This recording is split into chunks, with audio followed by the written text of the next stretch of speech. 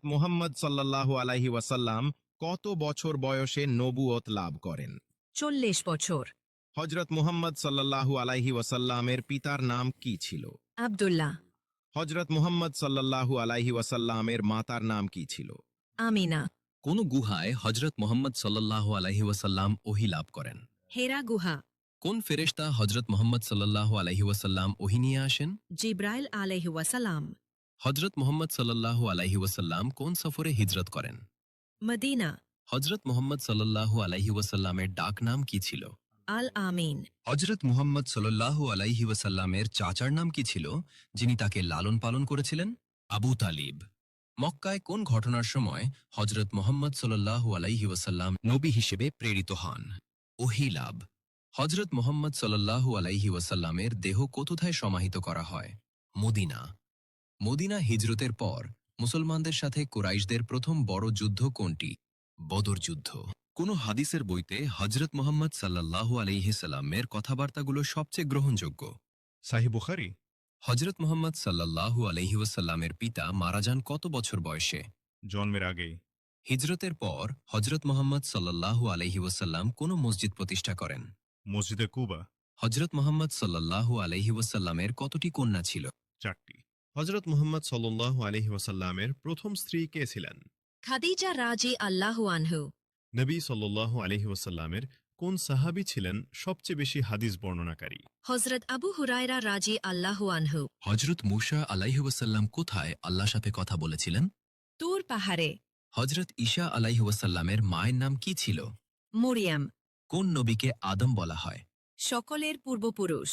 হজরত লূত আলাইহি ওয়াসাল্লামের সম্প্রদায়কে কিসের মাধ্যমে ধ্বংস করা হয়েছিল? পাথর বৃষ্টি। কোন নবীকে মাছ গিলে ফেলেছিল? হজরত ইউনুস আলাইহিসসালাম। হজরত দাউদ আলাইহি ওয়াসাল্লাম কোন বিশেষ ক্ষমতা পেয়েছিলেন? লোহার উপর নিয়ন্ত্রণ।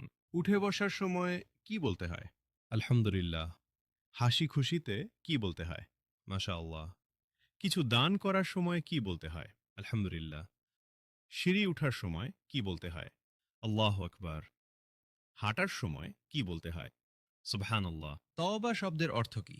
গুনাহ থেকে আন্তরিকভাবে ফিরে আসা এবং ক্ষমা প্রার্থনা করা।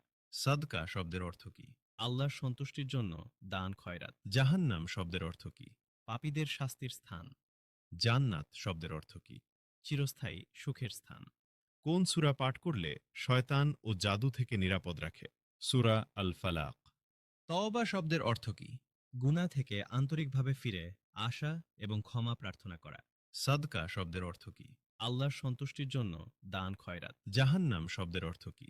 পাপীদের শাস্তির স্থান। জান্নাত শব্দের অর্থ কি? চিরস্থায়ী সুখের স্থান। শয়তানকে 3 দিন বন্দী রেখেছিলেন কোন সাহাবী? আবু হুরায়রা রাদিয়াল্লাহু তাআলা।